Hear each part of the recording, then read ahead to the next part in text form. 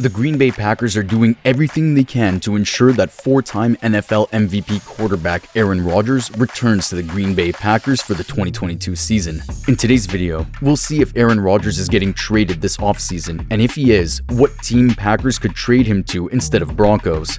According to reports, the Packers are prepared to grant Rodgers a lucrative contract extension. Tom Clements will return to the Green Bay Packers as quarterback coach. From 2006 through 2011, he was Rodgers' quarterback coach. Rodgers gives Clements the greatest credit for helping him develop into the outstanding quarterback he is today.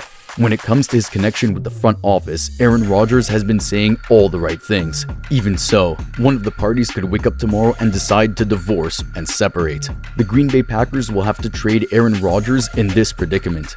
Rodgers' contract was reworked by the Packers last season. As a result, he will be an unrestricted free agent following this season. In addition, if he is transferred, the Packers will gain approximately $20 million in salary cap room. The Denver Broncos are the overwhelming favorite to sign Rodgers. Nathaniel Hackett, the former offensive coordinator for the Green Bay Packers, was named as the Broncos' new head coach. When Rodgers demanded a trade last offseason, Denver was one of the 3 teams he wanted to go to. They're in desperate need of a quarterback and have apparently phoned Green Bay to see whether Rodgers is available, but no one is picking up. If the Green Bay Packers deal Aaron Rodgers, they can get a decent return. Albert Breer of Sports Illustrated predicted that the Packers may obtain a couple of first and second round picks as well as some players in a deal last summer. Rodgers was only a 3-time MVP quarterback at the time. Packers general manager Brian Gutekunst may expect a massive haul now that he is a 4-time MVP and still playing at a high level, playoffs excluded. Rodgers, despite his age, is still capable of leading a team to a division title with even mediocre talent surrounding him. He could even be able to lead a team to the Super Bowl if he can conquer his playoff demons.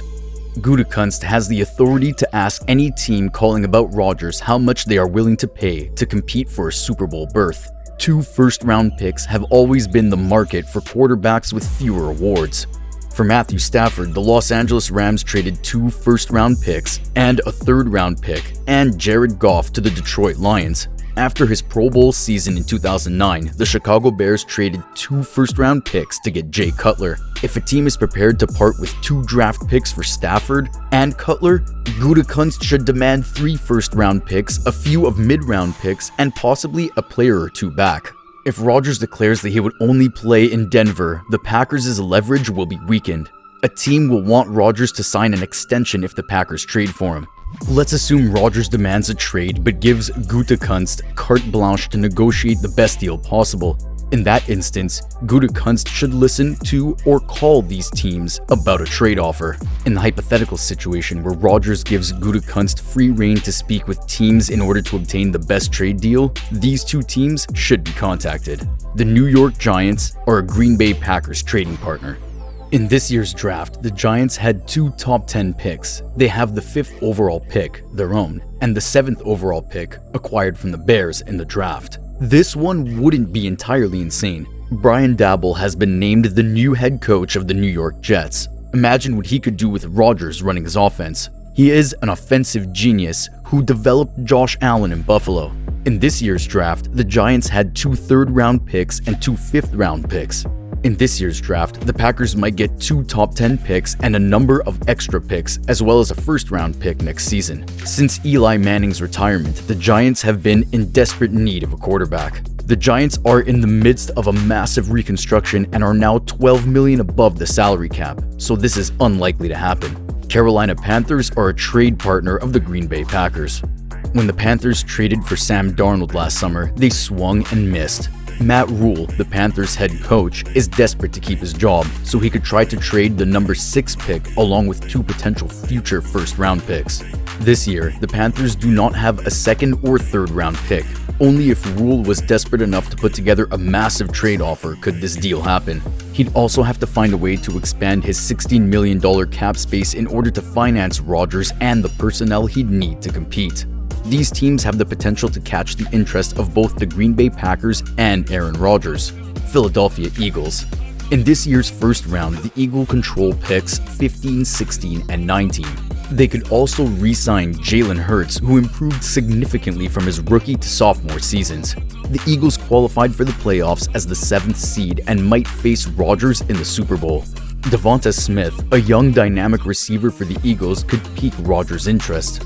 Most significantly, the Eagles have enough financial room to put together a more comprehensive trade package that includes both Rodgers and Davante Adams, assuming the Packers do not slap the franchise tag on Adams. The Eagles have a strong enough roster to convince Rodgers to consider joining them, as well as enough draft picks to get the Packers to pick up the phone. The only stumbling block is that the Green Bay Packers are unlikely to want Rodgers in the NFC.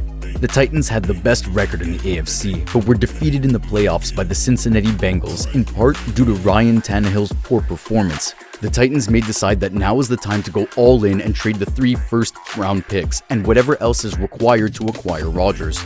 Rodgers will be a part of the offense that also includes Derrick Henry, Julio Jones, and A.J. Brown. That right there is a Super Bowl winning offense. The Titans are roughly $7 million over the salary cap, so some contracts will have to be restructured, but winning a Super Bowl might be worth it. The next 2 teams are long shots, but they both have Super Bowl dreams. This is due to the fact that one team does not have a first-round pick this year, even though it has a quarterback problem. The other team may not be inclined to make a trade. The Colts boast a strong defense, offensive line, and running back Jordan Taylor. They only lack a quarterback who can lead them to the Super Bowl. Carson Wentz appeared to be the quarterback who could lead Indy to victory, but he faltered down the stretch. The Colts are apparently on the lookout for a new quarterback.